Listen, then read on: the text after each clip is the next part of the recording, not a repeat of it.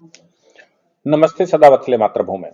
हम लोग डिस्कशन करने जा रहे हैं हमारे दो प्रमुख पड़ोसियों पे जो कि हमारे लिए एक बड़ा संकट बनते जा रहे थे। मैं पाकिस्तान की बात नहीं कर रहा हूं, मैं श्रीलंका की बात नहीं कर रहा हूं, मैं बात कर रहा हूं दो ऐसे क्षेत्रों के जो पूर्वोत्तर में हमारे ऊपर प्रभाव डालते हैं। एक तो नेपाल। 2008 में सत्ता परिवर्तन हुआ था नेपाल में, यानी कि 2008 में राजशाही खत्म करके लोकतंत्र की बहाली की गई थी, लेकिन दुर्भाग्य से वहां कम्युनिस्ट शासन स्थापित हो गया। वहां एक बड़ी गतिविधि हुई है और उस बड़ी गतिविधि का परिणाम जो बहुत बड़ा हो सकता है 2008 रिवर्स हो सकता है, यानी कि 2008 में जो किया गया उसको वापस किया जा सकता है और प्री 2008 की सिचुएशन बहाल की जा सकती है। एक तो वो है, मैं बताऊंगा कि आखिर क्या क्या ऐसी गतिविधि हुई। दूसरी बात, बांग्लादेश को लेकर मैं लगातार सजग हूं और बता रहा हूं कि बांग्लादेश के अंदर मोहम्मद यूनुस के पैरों के नीचे से जमीन खसक रही है। चाहे वो, इसलिए मैं कह रहा हूं कि बांग्लादेश के जो सेना प्रमुख है, सेना प्रमुख ने वहां अपने सारे डिपार्टमेंटों में अपने लोग बिठा दिए हैं। ये कह दिया है लॉ एंड ऑर्डर मेंटेन करना हमारी जिम्मेवारी बनती है और इसमें किसी की कोई इंटरवेंशन नहीं चाहिए, यानी कि वो अघोषित तख्ता पलट वहां हो गया। दूसरी बात, वहां प्रदर्शन की आती है। मोहम्मद यूनुस की जब एड खत्म करी डोनाल्ड ट्रंप ने यूएसएआईडी की, तो वो एड खत्म करना भी बड़ा संकट का कारण बना बांग्लादेश के लिए। बांग्लादेश के सेना प्रमुख का ये स्टेटमेंट जब आया और सेना प्रमुख ने कहा कि हमारी जिम्मेदारी बनती है ये वो, तो पाकिस्तान के नजदीकियां जो बढ़ा रहे थे मोहम्मद यूनुस, वो नजदीकियां भी साइड करने का समय दिखाई दिया। लेकिन जो बड़ी गतिविधि पिछले 2 दिन में हुई वो बड़ी इंपॉर्टेंट है। बड़ी इंपॉर्टेंट क्या है कि रोहिंग्या, बांग्लादेश ने रोहिंग्याओं को एक टापू देकर रखा है। बांग्लादेश में रोहिंग्याओं को रिफ्यूजी कार्ड बनाकर रखा गया है। उनका पोषण यूएसआईडी से किया जाता था, उनका पोषण यूएनओ करता था, उनका पोषण यूएस करता था। यूएस और यूएनओ ने वो पैसा बंद कर दिया है कि रोहिंग्याओं का जो रिफ्यूजी रोहिंग्या हैं उनको अब यूएन नहीं पालेगा। सवाल ये पैदा होता है कि अब उनका होगा क्या, क्योंकि बांग्लादेश में शेख हसीना सरकार ने क्या किया था, रोहिंग्याओं को अपनी आबादी के बीच में मिक्स करने की बजाय उनको नाव पर बिठाकर एक बांग्लादेश के कब्जे वाले एक टापू पर बसा दिया था और उनका पोषण कहीं बाहर से हो रहा था। सवाल ये पैदा होता है कि अगर उनका रिफ्यूजी कार्ड उनके पास है, बांग्लादेश उस जमीन को खाली करवाएगा, रोहिंग्याओं को वापस करेगा, या फिर बांग्लादेश की, चूंकि यूएसआईडी की मदद भी खत्म हो गई है, विश्व के बहुत सारे कंट्री उनकी मदद करते थे, यूएनओ उनकी मदद करता था, वो सारी मददें खत्म हो गई हैं या बंद कर दी गई हैं। तो बांग्लादेश के इस समय सर्वाइवल की सिचुएशन है। उनका रुपया लगातार गिरते जा रहा है, उनकी जीडीपी लगातार गिरती जा रही है और अब पैसे पैसे के लिए पाकिस्तान की तरह वो मोहताज होते जा रहे हैं। मोदी जी के प्रयासों से जिस प्रकार पाकिस्तान पैसे के लिए मोहताज हुआ, इधर बांग्लादेश में यूनुस सरकार बनने के बाद फिर मोदी जी का ये जो संसार में चक्कर लगा, उसका परिणाम निकल रहा है कि बांग्लादेश अब पैसे के लिए मोहताज है। इसलिए मोहम्मद यूनुस को यह भी कहना पड़ा कि भारत से तो हम दुश्मनी नहीं कर सकते, हमारी परंपरागत दोस्ती है, हमारा परंपरागत अधिकार है, हमारा परंपरागत ये है वो है, ये सब कुछ वो लगातार अब कह रहे हैं, मतलब अपनी बातों से ही यू टर्न मार रहे हैं। तो रोहिंग्याओं की एड बंद हुई।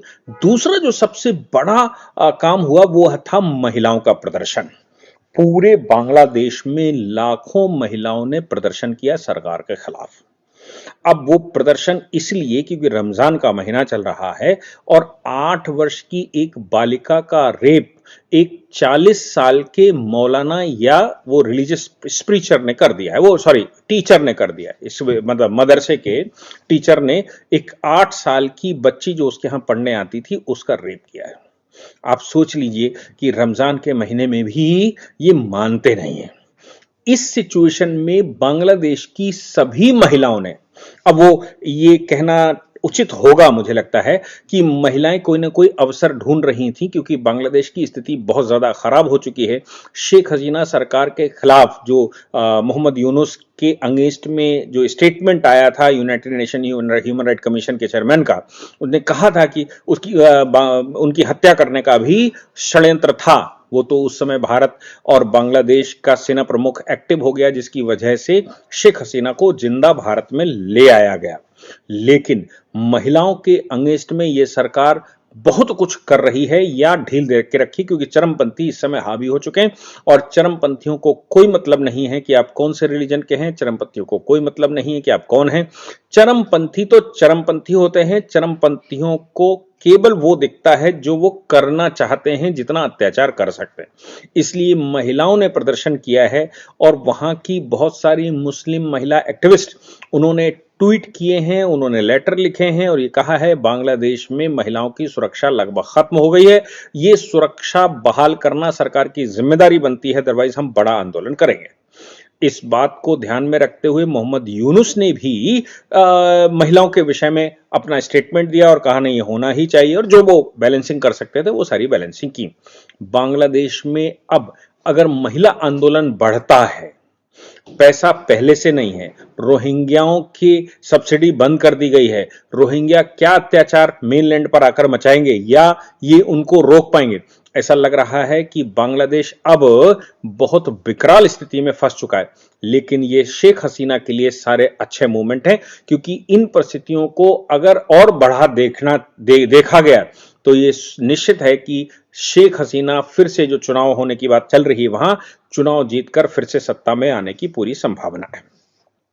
इसीलिए वो लगातार ह्यूमन राइट वायलेशन के केसेस और पता नहीं क्या क्या केसेस शेख हसीना के खिलाफ लगाने की कोशिश की जा रही है। लेकिन चुनाव में शेख हसीना की भले ही उनको खड़े ना होने दिया जाए, लेकिन उनकी पार्टी अगर चुनाव जीत कराती है, शेख हसीना पुनः एंटर मारती हैं, ऐसी परिस्थिति में सारे केसेस भी विड्रॉ होंगे और शेख हसीना जो मतलब करना चाहती हैं वो कर सकती हैं।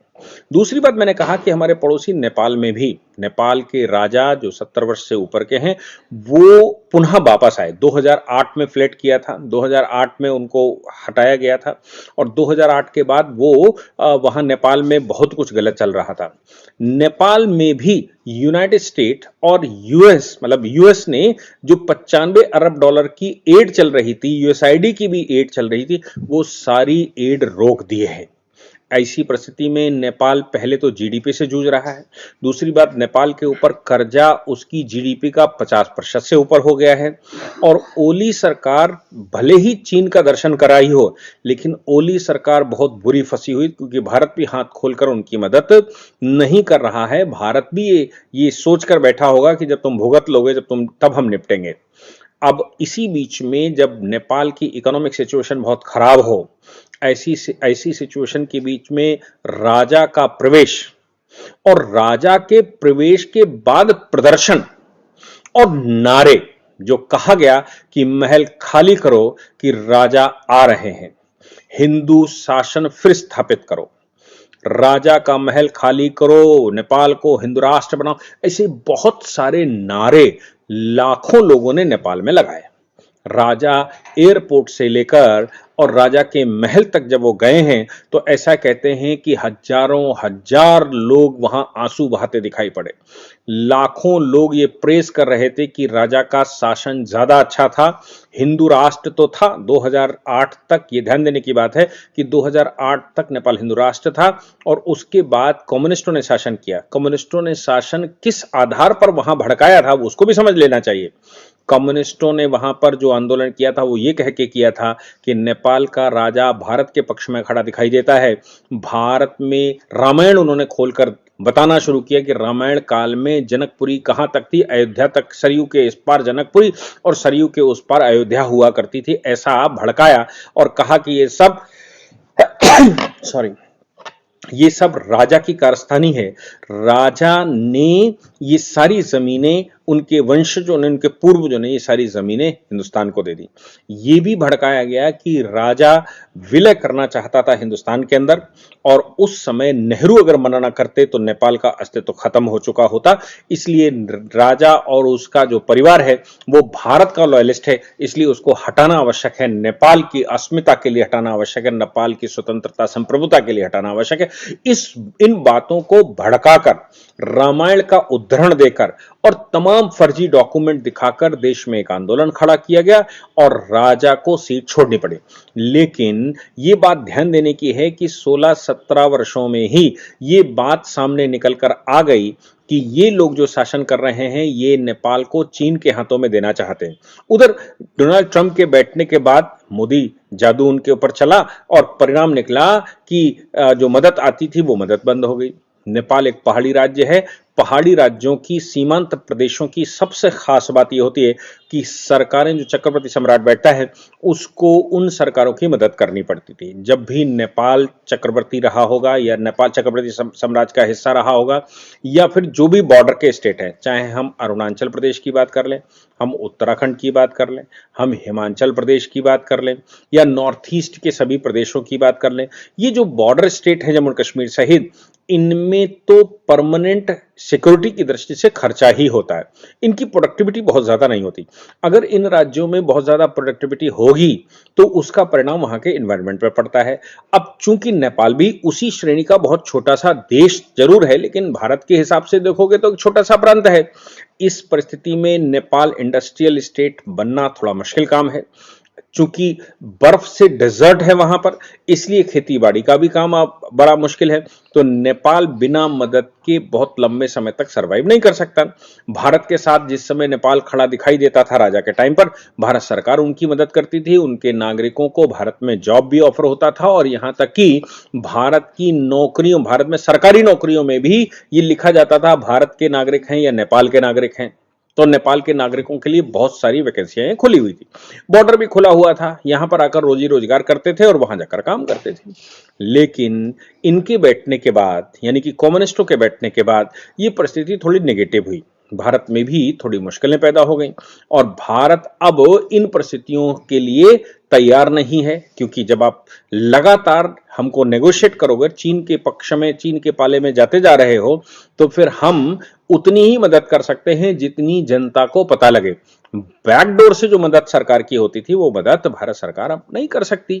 इसलिए नेपाल की स्थिति दुर्गम हो गई। नेपाल इन विषयों को लाकर यहां तक खड़ा कर दिया तो भारत सरकार भी क्यों सीधा करे। बहुत बड़े संकट की स्थिति में तो हम मदद कर सकते हैं, लेकिन हम डायरेक्टली फ्लो क्यों करें। अब बात आती है कि क्या नेपाल चाइना के घेरे में चला गया है? बिल्कुल चला गया है। कम्युनिस्टों की सरकार है इसलिए उनके घेरे में चला गया, परंतु राष्ट्रवादी जनता को यह बात समझ आ गई और उन्होंने राजा को जब रिसीव करने गए हैं तो बड़े बड़े नारे लगाए, हिंदू राष्ट्र की घोषणा करने की मांग करी और महल खाली करो कि अब राजा राज्य करेंगे, ऐसे नारे पूरे नेपाल में लगाए गए। अब आप समझ लीजिए कि नेपाल और बांग्लादेश दोनों में एक ही स्थिति थी। एक 2008 में वो सत्ता से पदच्युत किया गया था, एक को 2024 में किया गया। दोनों में ही वो परिस्थिति थी और दोनों की ही परिस्थिति को अब मोदी सरकार जो बैठी हुई है वो हैंडल कर रही है। ट्रीटमेंट सही चल रहा है, लेकिन परिणाम क्या होगा इसका हमें इंतजार है। लेकिन दोनों ही राज्य, दोनों ही देश इस समय जूझ रहे हैं। लगता है कि अब भारत आगे आके उनका तारणहार बनेगा। क्या परिस्थिति होगी वो देखेंगे, लेकिन मैंने आपको बताने की कोशिश करी कि वहां पर क्या गड़बड़ी चल रही है। जय हिंद, जय भारत, वंदे मातरम।